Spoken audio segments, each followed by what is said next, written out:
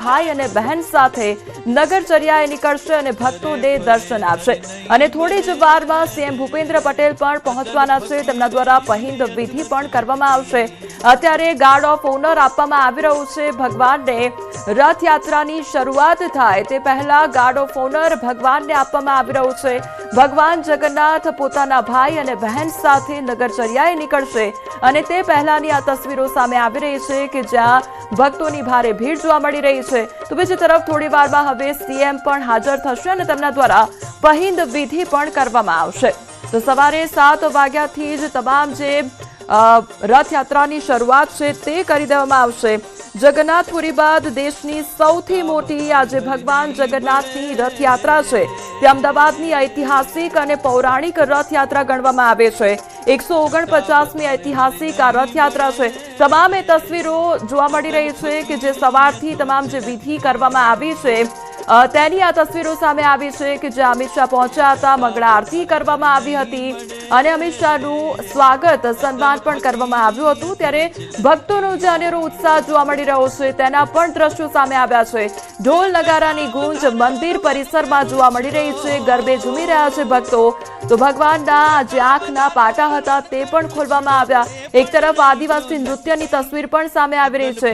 લોકો માંડવી સાથે ગરબા પણ કરી રહ્યા છે। અલગ અલગ જે સાંસ્કૃતિક નૃત્યો છે તે કરવામાં આવી રહ્યા છે। આદિવાસી નૃત્ય હોય, માંડવી સાથે ગરબા હોય કે પછી ઢોલ નગારા સાથે ગરબા હોય, તમામ એ દ્રશ્યો જોવા મળી રહ્યા છે। જે રથયાત્રાની શરૂઆત થશે તેની આગળ આ તમામ જે સાંસ્કૃતિક નૃત્યો છે તે જોવા મળશે। ગજરાજોની સાથે રથયાત્રા નીકળશે અને ભગવાન નગરચર્યાએ નીકળશે। ત્યારે તમામ જે અખાડાઓ છે તેમના દ્વારા કરતબો પણ કરવામાં આવશે। આ સાથે સાંસ્કૃતિક નૃત્ય પણ જોવા મળશે। આ અલગ અલગ દ્રશ્યો સામે આવી રહ્યા છે કે જ્યાં જે ભક્તો છે તે ઝૂમી રહ્યા છે। ઢોલ નગારાની ગૂંજ સંભળાઈ રહી છે। મંદિર પરિસર અત્યારે ભક્તિમય બની ગયું છે। જય જગન્નાથના નાદ સાથે અત્યારે ભક્તિસભર માહોલ પણ જોવા મળી રહ્યો છે। તો ભગવાન ભક્તોને દર્શન આપવા નગરચર્યાએ નીકળશે આજે। ત્યારે સવારે 4 વાગ્યાના સમયગાળા દરમિયાન જગન્નાથ ભગવાનની મંગળા આરતી કરવામાં આવી હતી, જેમાં કેન્દ્રીય ગૃહ અને સહકારિતા મંત્રી અમિત શાહ પરિવાર સાથે હાજર રહ્યા હતા। તેમનું સ્વાગત પણ કરવામાં આવ્યું હતું। તો મંગળા આરતી કર્યા બાદ ભગવાનને વિશિષ્ટ ભોગ પણ ધરાવવામાં આવ્યો હતો। વિશિષ્ટ જે ખીચડાનો ભોગ છે તે ભગવાનને ધરાવવામાં આવ્યો હતો। તો ભગવાન જગન્નાથ, ભાઈ બલરામ અને બહેન સુભદ્રાજીને રથમાં બિરાજમાન કરી દેવામાં આવ્યા છે। હવે 7 વાગ્યાની આસપાસ મુખ્યમંત્રી ભૂપેન્દ્ર પટેલ પરંપરાગત રીતે પહિંદ વિધિ કરી રથયાત્રાને પ્રસ્થાન કરાવશે। તો સવારે 7:30 વાગ્યાની આસપાસ ત્રણેય રથ મંદિરથી બહાર નીકળશે, જેમાં સૌથી આગળ ગજરાજ જોવા મળશે। ગઈકાલે જે ગજરાજને શણગારવામાં આવ્યા હતા, સાજ શણગાર ગજરાજને કરવામાં આવ્યો હતો। આજે સૌથી પહેલા જ્યારે રથયાત્રા નીકળશે તેમાં સૌથી આગળ એ શણગારેલા સાજ શણગાર કરવામાં આવેલા ગજરાજ જોવા મળશે। તો રથયાત્રામાં સૌથી આગળ ગજરાજો જોવા મળશે। ત્યારબાદ ભારતીય સંસ્કૃતિની ઝાંખી કરાવતી ટ્રકો જોવા મળશે। અખાડા ભજન મંડળીઓ જોવા મળશે। તો બેન્ડ વાજવા પણ જોડાશે। જે સાંસ્કૃતિક નૃત્યો જે મંડળીઓ દ્વારા કરવામાં આવી રહ્યા છે તે પણ જોવા મળશે। તો રથને ખેંચવા માટે ખલાસી ભાઈઓ મંદિર પરિસરમાં પહોંચી ગયા છે। આજની રથયાત્રામાં હરિદ્વાર, અયોધ્યા, નાસિક, ઉજ્જૈન, જગન્નાથપુરી સહિત દેશભરમાંથી સાધુ સંતો અહીં પધારશે।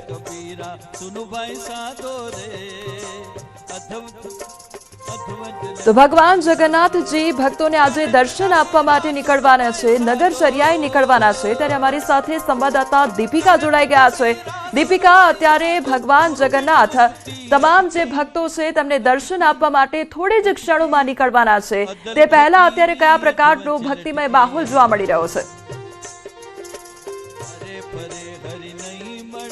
ભક્તિમય માહોલ વચ્ચે અહીંયા ભક્તો બહાર છે તે રાહ જોઈ રહ્યા છે કે ક્યારે તેઓ અંદર જઈ શકે, ક્યારે ભગવાન છે તેઓ નગરચર્યાએ નીકળે। આજે જ્યારે ભગવાન જગન્નાથની 149મી આ રથયાત્રા છે અને બહાર આ વીવીઆઈપી જે મુવમેન્ટ છે અહીં આ જ જગ્યા છે કે જ્યાંથી સીએમ ભૂપેન્દ્ર પટેલ છે તેઓ અહીં આવશે અને ખાસ કરીને પહિંદ વિધિ છે તેમના દ્વારા કરવા બાદ જે રથયાત્રા યાત્રા છે તેનું પ્રસ્થાન તેઓ કરાવનાર છે. મોટી સંખ્યાની અંદર અહીં ભક્તો છે તે રાહ જોઈ રહ્યા છે. ઘણા બધા ભક્તો છે મારી સામે પોતાના કાનુડાને લઈને આવ્યા હતા દર્શન કરાવવા માટે. જે ભક્તોની અલગ અલગ શ્રદ્ધા છે તે અહીં જોવા મળી રહી છે. વિશેષ પ્રકારે અહીં આપ જુઓ તો ખાસ કરીને જે ભક્તો છે તેમની સાથે એક વાતચીત કરવાનો મારો પ્રયત્ન રહેશે, કારણ કે દૂરથી આવેલા ભક્તો છે બસ રાહ જોઈ રહ્યા છે.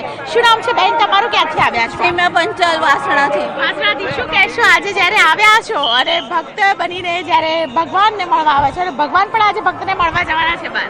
હા, તો અમે બહુ જ ખુશ છીએ કે ભગવાન અમને મળવા 12 મહિને એક જ વખત 3 દિવસે આવે છે. અને અમે 15 દિવસથી અહીં જળયાત્રા પછી અહીંયા આગળ મગની સેવા આપીએ છીએ. અચ્છા. અને થઈ ગયા દર્શન? કેવા થયા તમારા દર્શન? દર્શન બહુ જ સરસ થયા. થઈ ગયા ને? હા. અચ્છા. અને ખીચડીનો પ્રસાદ બી લીધો? હવે લઈશ. હવે લેશું. અચ્છા, બિલકુલ. તમે ક્યાંથી આવો છો બેન? તમે ક્યાંથી આવો છો? અમે સેટેલાઇટથી આવીએ છીએ. સેટેલાઇટથી આવ્યા છો. કેટલી રાહ જોઈ તમે લાઈનમાં? અમે અત્યારે આવ્યા છીએ 5 વાગ્યાના, પણ હજી દર્શન નથી થયા. ભગવાન બહાર આવે દર્શન કરવા ત્યારે ત્યારે દર્શન દર્શન કરશો. કરીશું. એટલે અત્યારે ભીડભાડ વધારે છે. અંદર જવા ભીડભાડ નથી વધારે દેતા. અંદર નથી જવા દેતા. અંદર ના, નથી જવા દેતા. પણ બહાર ઉભા રહીને તમે દર્શન કરશો. બેન અહીંયા આવો, નજીક આવો. તમારું નામ શું છે બેન? મિનલબેન. મિનલબેન નજીક આવો. પણ એમ તો ક્યાંથી આવ્યા છો મિનલબેન? અમે અહીંયા સેટેલાઇટથી જ આવ્યા છે. હા. અને ભગવાન આજે આપણને દર્શન દેવા માટે બહાર આવી રહ્યા છે. આપણે મંદિરમાં જઈ રહ્યા હોય છે, પણ આ તો ભગવાન આપણને આપણી સમક્ષ આવી રહ્યા છે. હા. એટલે ખૂબ આનંદ થાય છે.